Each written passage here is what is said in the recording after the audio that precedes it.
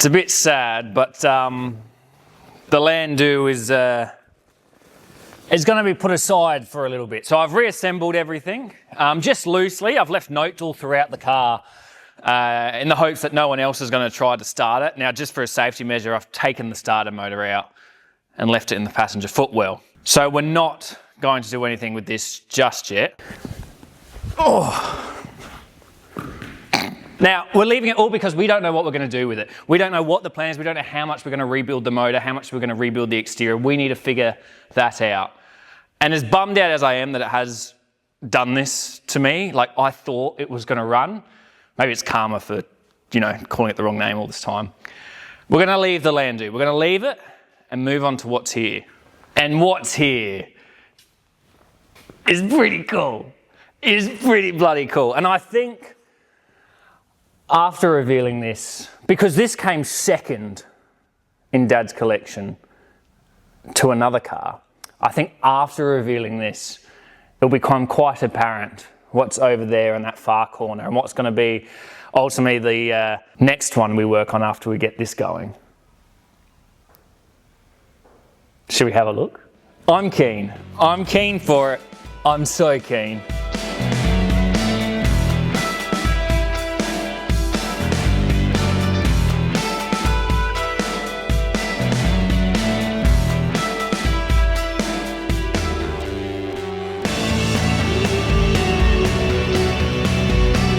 How cool is that?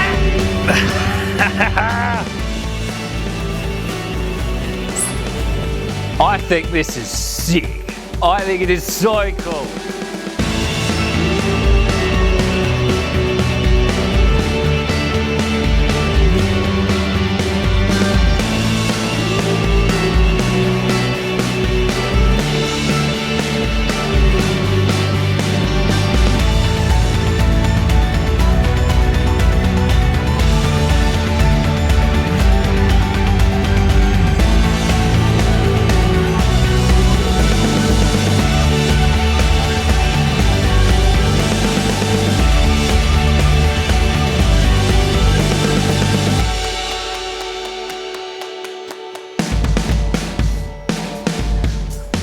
Now, this isn't a movie prop, it's a replica.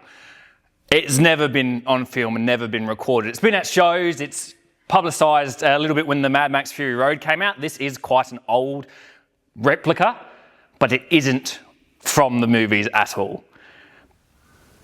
But I still think it's pretty special, and I'm super keen to drive this one, because this one, I don't have much of a recollection of being in at all. And I think you might want to shut your ears if you care too much about originality, because this one was originally a one-owner sedan. Wasn't a GT though, thankfully. But yes, was a one-owner, has no rust in it before it was even painted. Originally was green. 6-cylinder, I think it had a few optional extras on it, like it had a aircon and power steering, I think. But that's all been swapped out now for what do we have now, which is this almighty 351 Cleveland V8. Now this originally was in the Cobra, not the original motor though it has been stamped by someone in the Cobra's lifetime to match the numbers, but it isn't the original motor. The original motor was blown up, and we've got that block actually. It's in a million pieces. Anyway, this all, when it was parked, much like everything, ran really, really, really good. Now, it won't start at the moment. What the reason is for it, I don't really know. I think we're just going to do all the same stuff. Now, fortunately, I don't see any leaks or anything around the water pump or the thermostat. Everything looks pretty happy there. Though, that being said, I haven't checked how much coolant's in it. Oh, it's topped up with coolant. How good's that? And it's actually green, so hopefully that means there's no corrosion in there. That's fantastic. So I reckon we'll still, regardless though, we'll drop all the coolant out of it, give it a coolant flush. We will replace this fan belt, because that's kind of cruddy at the moment. So we'll replace the fan belt, do the oil filter. We won't touch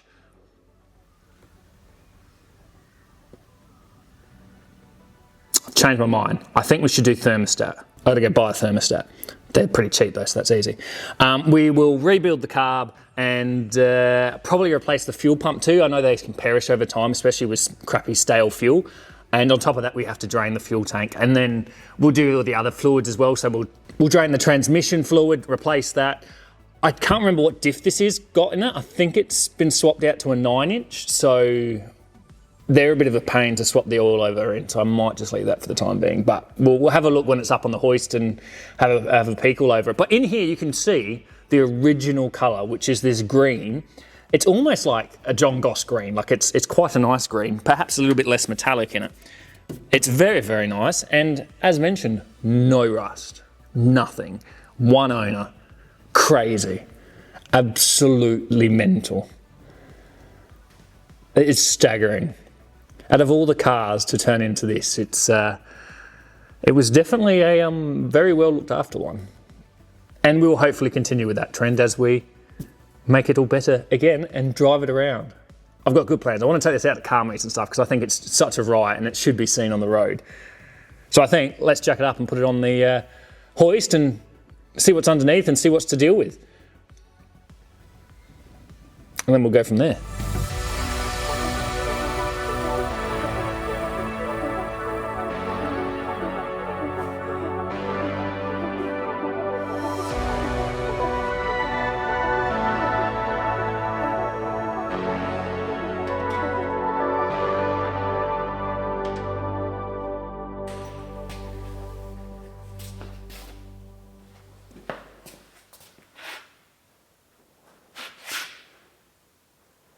That's a Borg water diff.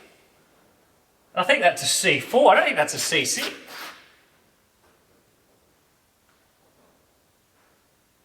Jesus, Dad was cheaping out. Oh, it's dusty. Things are looking really, really good under here.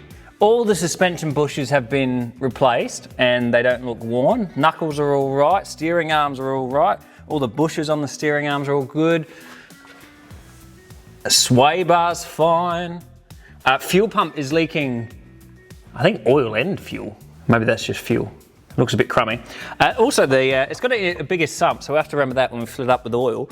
But the sump's had a big old whack to it, so that's a bit odd, but it's still sealing, it's still fine. I don't even see any leaks around the sump gasket, so that's no dramas. It also looks like it was driven through a bog hole. Like there is just mud all down that side, just absolutely heaps of it. Other than that, it's just standard stuff. So it looks like the transmission, which I don't think this is a C6. I think this is a smaller C4. We can't do skids then because we'll blow that up. And if we don't blow that up, we'll blow up the Borg Warner diff. But gasket's leaking, but that's pretty common. These are cork gaskets, so we might top it up. But the issue is we don't actually have a drain bung on it, and I don't have a new gasket for this. So likely we would either have to get a new gasket in or we would have to just top it up for now, which is what we'll probably do because it looks like there's additional work we will need to do with the, potentially the rear, oh no, the rear main still feels all right. There's just a bit of, that might come from somewhere else. And then this bush, transmission bush is on its way out, though both the motor mounts look good, which makes sense because this motor hasn't been in there for that long and it hasn't been driven that much. And then back here, it's just the diff that's leaking. But yeah, no rust. Like, it is gorgeous under here. Well, if we've learned anything from the Landau, the first thing I'm going to do is drop the oil and make sure no coolant comes out of it and go from there. Yeah, let's drop the oil. All right, let us find out together if there's any coolant inside. Oh, there we go.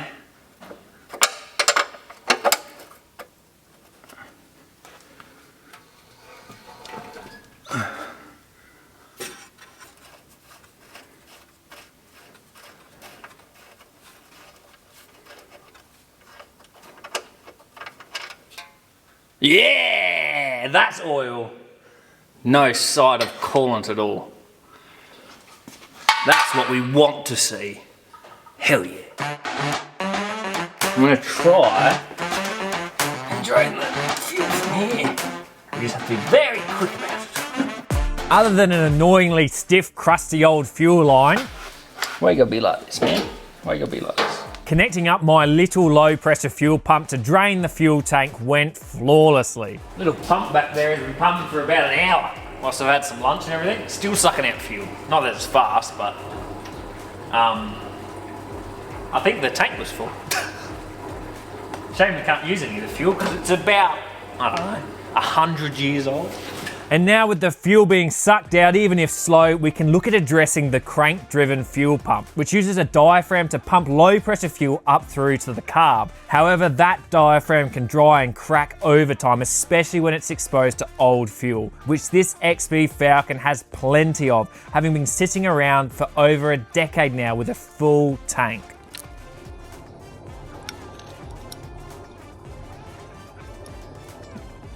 How is that?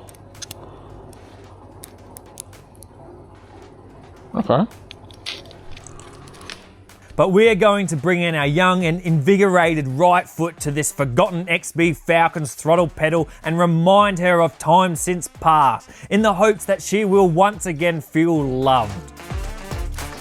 No, but in all seriousness, I think it will be worth it getting this Falcon going, even if it's a replica. Between the amount of money spent on it and the joy it brings to people's faces, it is just a waste to have it sitting here in the shed, slowly decaying. Plus, it ultimately isn't that difficult to work on this era of car, and fortunately parts, at least for service items on these Falcons, are relatively affordable and still obtainable. And with our now old fuel pump replaced with a fresh new one, we can look at servicing this coolant system.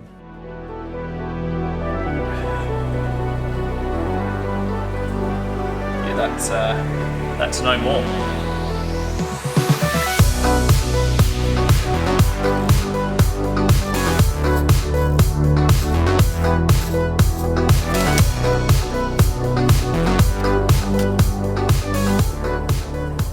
What the hell is all that? Is that paint? So this thermostat housing is absolutely flogged, but I think this is the same style. It's strange, that's an XB generation, and this I'm pretty sure is how they used to do XAs, but I think the Landau had the exact same setup, and not that I really want to scrounge from cars, but these things you don't really find in stock. Hopefully, oh, yeah, cool, all right. Well, since the Landau doesn't want its housing, it doesn't need it, we're going to steal that housing from the Landau and swap it over. Mad.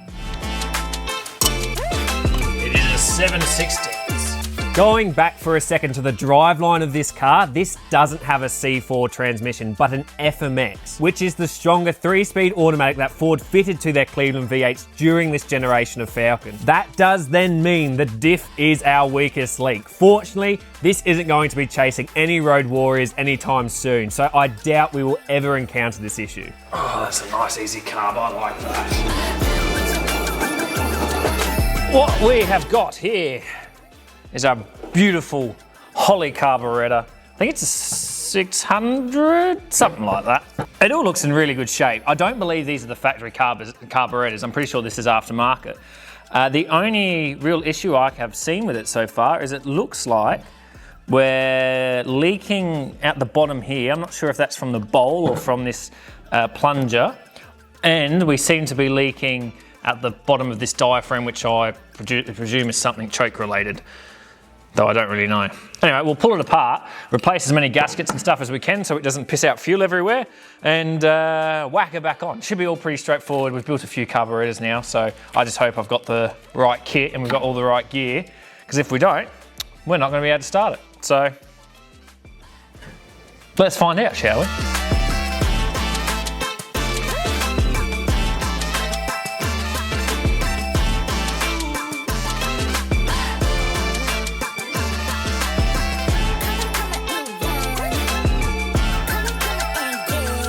Now this carb did catch me out, since it is very similar to the Holley 4150 that came from factory on some of the V8s of this era. And I did accidentally purchase a Holley 4150 rebuild kit. Appears I've got the wrong gasket kit. I've definitely got a gasket kit for a Holley, but it's the wrong Holley. So I'm going to find a ID tag on this and figure out what gasket kit I need to purchase, because I've got the wrong one, and hopefully I can get it soon, because I believe I've got everything else except the fan belt, which I can get pretty easily.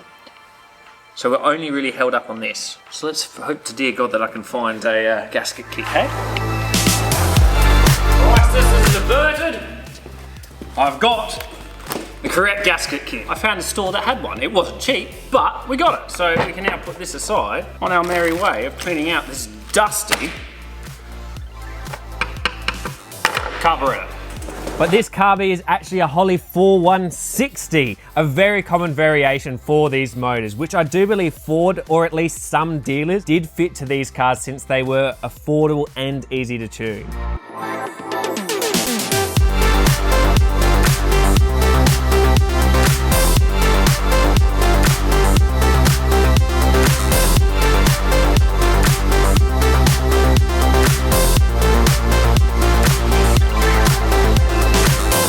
All that meaning I was able to find a rebuild kit for it here in Adelaide, and rebuilding it was pretty straightforward. The carb did certainly have some crusted gaskets and had plenty of that dusty clay sedimentary evaporated fuel stuff, but all was able to be cleaned and reassembled to put back onto this mighty 351 V8.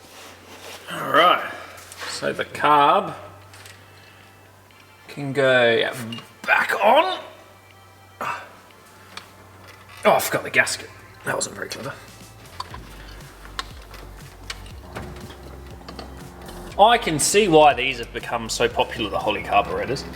It was a pleasure to work on it and service it. Everything was just simpler and easier to get to, and like made sense in my head.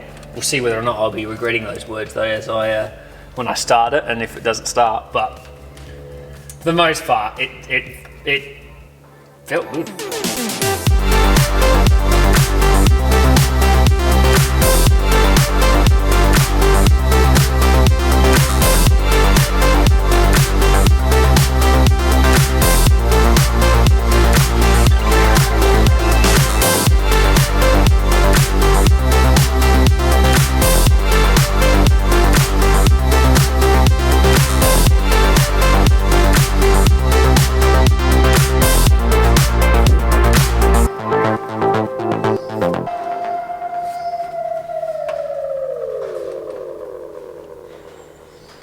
That being loose does worry me, knowing that. I think that's everything.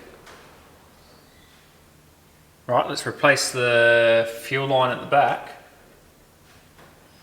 Put some fresh fluids into it. And start it. Try to at least. Alright, we've got fresh fuel.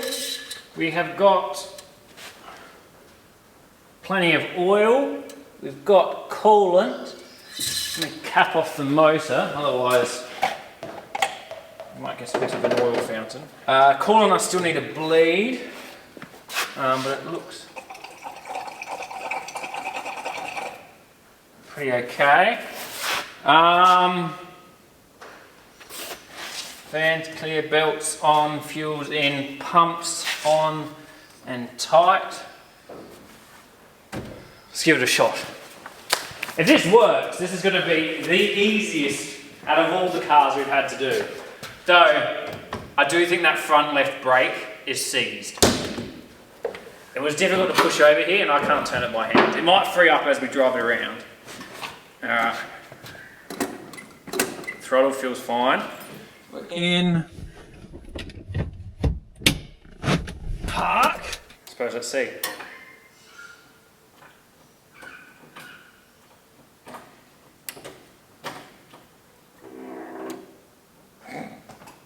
Flat battery. Oh. We'll be back momentarily, ladies and gentlemen. I've got a flat battery. Right. Now it's had a minute. Shall we try again? I think we shall.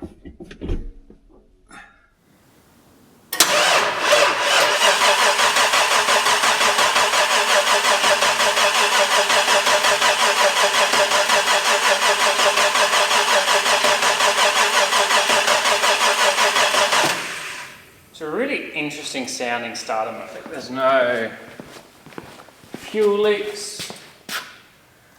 There is a big fuel leak. The Landau over there has just turned into a parts car now. Not even sad about it. Not even sad. Don't even care. That thing's been so mean. What did I do with my screwdriver? Right. Third fuel pump. Hopefully this works. Fingers crossed. I'm sick of touching fuel pumps.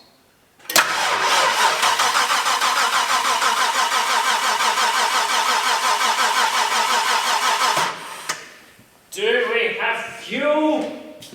Is it leaking? It's not leaking. And we've got fuel in the filter. We're getting somewhere. We are getting somewhere. You're gonna start for me.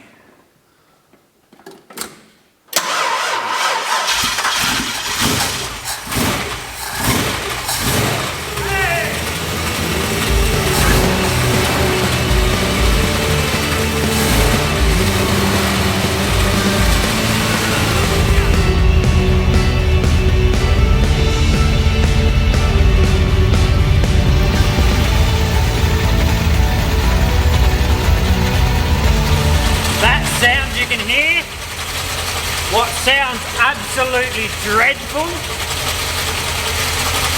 is apparently fine. I'll run you through it. So what you're hearing there, what sounds like a nut being flung around the water pump or something of the sorts, is a direct gear drive. So instead of having a chain between the camshaft and the crankshaft, it's got gears. I don't understand how it quite lines up. I don't know if there's a middle gear or a couple middle gears. No idea. Haven't seen the inside of this motor. But apparently, that's what's there. And that's what that horrendous noise is.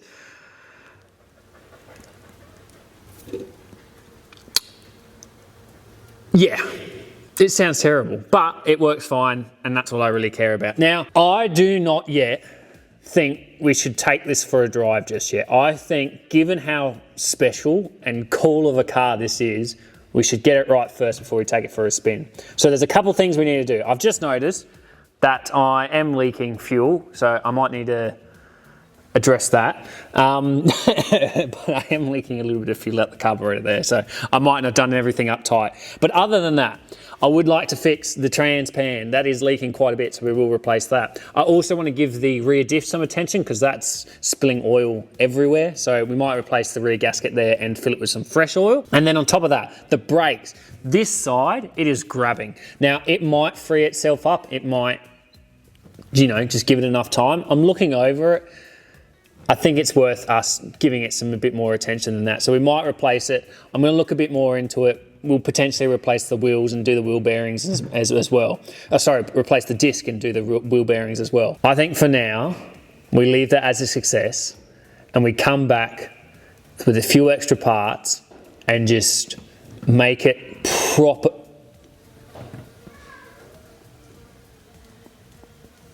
There's a cat somewhere. We'll come back and make it a proper quality job and then take it for a spin. So I've got to do some shopping. And then we can go and not do skids because we'll blow up the diff. It would appear I have got... You're growling at me. Why are you growling at me? What is it? Why are you growling at me? Are you upset that I've got the wrong gasket kit? What's that in your ear? A prickle. Piers, I've got the, you're not even looking at it.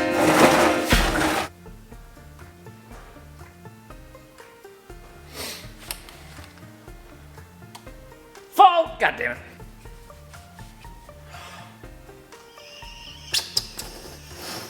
Oh, there we go, we got something coming out of it.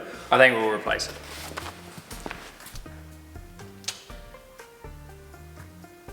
That sucks.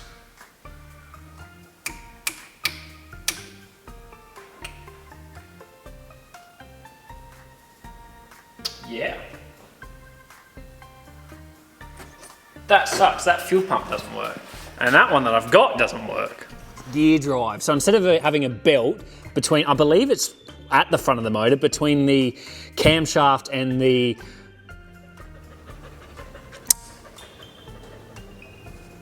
word has completely left me. Crankshaft.